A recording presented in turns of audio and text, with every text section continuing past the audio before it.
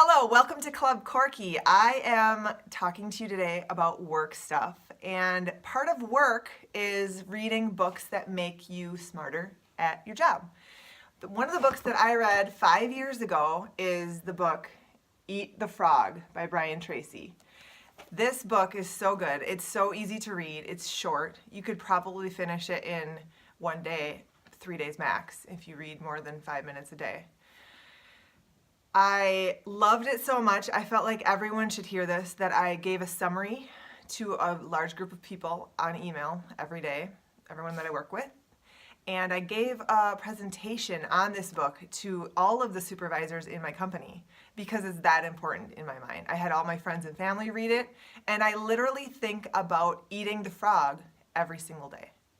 The link to this book, if you want to also read it, which I highly recommend, is the first comment on this video. The thought behind eating the frog is that imagine that you were sitting in front of a table and there was the grossest, ugliest, fattest, wartiest frog sitting in front of you that you knew that you had to eat. Maybe there was a gun to your head, you couldn't leave the table until you ate that frog.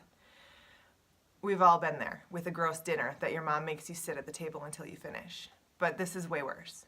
So the longer you sit and stare at that frog, the worse you're gonna feel. The more stressed out, the longer it's gonna take in general, the more agony that is going to drag on. So the thought is, eat the frog with your life. Get the most important and the most difficult and the biggest tasks out first. Get those completed first so that you can do all the busy work or all the stuff that typically people try to do before they attack the frog. Get that done later or don't even do it at all. The first thing to understand is that everyone has too much to do.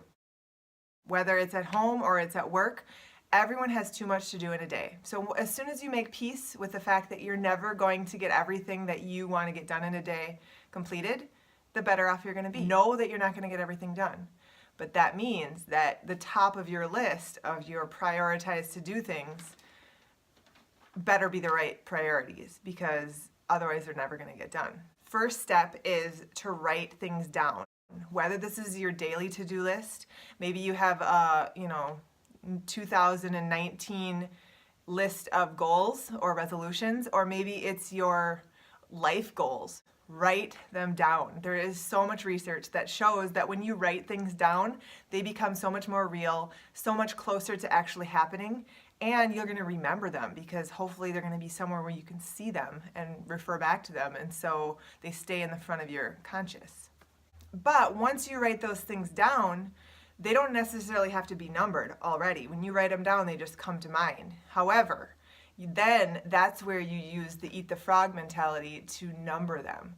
So think about the thing that is going to most impact your career or your life or your day. What's the thing that is the most important to you? Usually it's the hardest, usually it's the one that takes the longest, but do it first just to get started and work to completion. Discipline yourself. You will feel so good when that thing is done. And if you prioritized it correctly, it's the thing that's going to change your career, that's going to make you have a better review at your annual review. It's the thing that's going to make you happier, maybe make you get a promotion, or maybe make you get a new job. Usually on a list of 10 things, there's 1 or 2 things that are more important, that are bigger deals than all of the other 8 things combined. Those are your frogs. Those are the things that you need to find and prioritize first. Once you finish that frog, that ugly thing that you've been dreading for weeks, you're gonna feel positive. You're gonna be like, yeah, your confidence is going to go up. You're going to feel relieved. And then that feeling becomes addictive. Resist to clear up the small things first. You can spend an entire day clearing up small things or getting diverted while you're in the middle of those small things and never actually getting to the most important thing that could change your life or your career. Another way to determine what your frog is to think about the consequences of not doing any of those things. So you have your list, you look at it and you say, what would happen if I didn't do that at all? And if the answer is nothing, definitely don't do it. Also think about, so I usually think about negative consequences, like how much trouble would I get into if I didn't do this? But you could also think about the positive consequences. If nothing good is going to happen from you doing this, then also don't do it. Thinking about the positive and the negative consequences of every single task will help you determine what the frog is. Also knowing and understanding and just being fine with the fact that every single person procrastinates makes you feel better about it. It's the difference between successful people and non-successful people is what they choose to procrastinate on. There was a movie in the 90s or maybe early 2000s called Office Space, and that is very similar to the environment that I work in. One of the scenes in there was when two consultants come in to like lay off a bunch of people, and they sit every single employee down and they say, "What would you say you do here?" Here's a clip of that. You physically take the specs from the customer? Well, no, my secretary does that, or the fax. Huh. So then you must physically bring them to the software people. Well,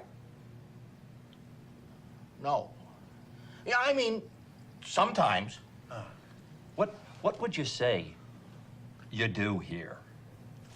Knowing what you bring to the table at work, what your best role is, not what your job description is, but why you're good at the role you're in, why you got hired, or why you're still hired, still working there.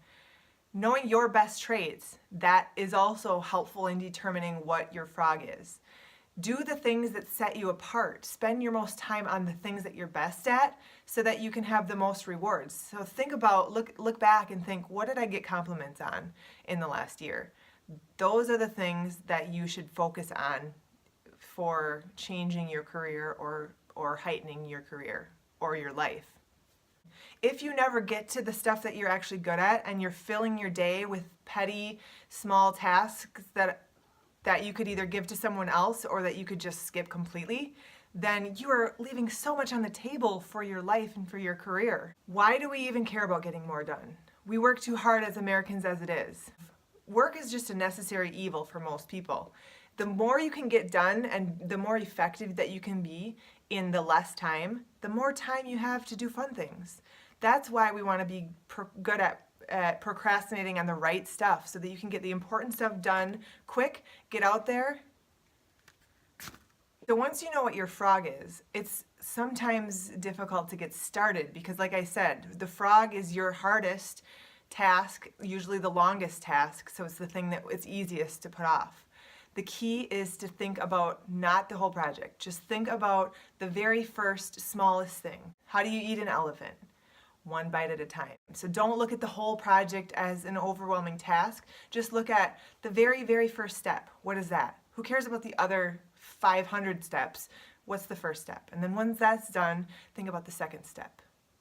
I understand that some projects do require some planning, thinking about the entire project. Fine, that's in its own self a task. So if you just want to say, I'm going to plan the project, that's the first step. Great. The key is to just start. Don't think so much. Just get started on the smallest task. It'll be easier after that first one. Successful people are the ones that know exactly what they're good at.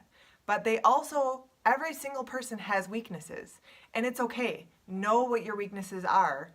And there's a couple things you can do with your weaknesses. One is you can avoid doing stuff that is your weakness completely. That's fine. Focus on what you're good at. You're going to get the most benefit from that. However, if your weaknesses are holding you back and you want to improve those weaknesses, tackle them. Maybe that is your frog at the moment, is I suck at this and I really need to get better. So my first step is to figure out how to get better. It doesn't matter that you don't know something. Every single person didn't know it at some point, and it's learnable. You can learn anything that somebody else has already learned. You just have to find that person and ask them, or find however they learn and do the same thing. Another thing about frogs is it's hard to get motivated to eat them. Again, I said to just start, but how do you find the motivation to get started? That is another difference between successful people and not, is that they are their own coach. Imagine the people, if you played sports, where they would only work hard if the coach was watching or yelling at them. The great athletes or the great workers or the great people in life are the ones that they don't need a coach to be yelling at them. They do what's right the hardest they can do it without somebody else. They're self-motivated. If you are lacking self-motivation, maybe you need to rethink your goals, because if you're not internally motivated for them, maybe they're not the right thing for you. You're going to really, really want your goals if they are true to yourself. Another thing not necessarily related to frogs, but having to do with procrastination, is your devices. These days, everyone is obsessed with their phone, obsessed with their email on their computer or on their phone, and there is a time and a place. Starting to learn some boundaries for yourself is the first step. Resist the temptation to look at your phone the second you wake up. First, figure out what you want to do for that day. Figure out what your frog is. Maybe set aside some time to look at social media, but if you waste the first 2-3 hours on social media, that is, again, leaving stuff on the table where you could be so much more productive, so much more successful, so much happier. Once you're ready to start on your frog, once you're motivated to eat your frog, blocking out an appropriate amount of time is essential. So when I have a really hard thing to do at work, I block out my schedule, I close my door, and I turn my phone off, both my cell phone and my work phone, and I focus. I try not to go to the bathroom or try and not go get coffee. Focus for just 2 hours straight and get a huge chunk of it done. Getting a huge chunk of it done will add to your confidence, get you past the starting point, which is the hardest, and get the ball rolling so that it'll be easier to continue.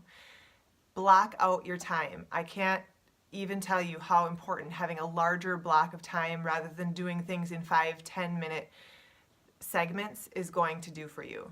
Start, don't look up until it's done, and then reevaluate. Where am I in my task? Where am I in my day? Do I need to rearrange? Am I still eating the frog, the same frog? Did the frog change? Part of sticking to the task is having self-discipline to be able to do that. How do you get self-discipline? I don't even know. Self-discipline is making yourself do what you need to do whether or not you feel like it. How do you get self-discipline? I swear it's like a muscle. The more you practice it and the more you do what you had intended to do, the easier it's going to be. Also, that muscle works in the opposite way. So the more you bail out on yourself, the more you make excuses for yourself, the easier it's going to be to do that. So what kind of habits do you want to make for yourself? And will it matter to your life? That's all I have to talk about frogs today. I hope that you are going to have dreams of frogs. I really hope you read that book. And I think about it every single day. And I do feel like I follow most of the things in that book. So if you liked this video, if you thought it had any relevance to your life, give this a like and subscribe to my channel. Next week we're talking about health stuff.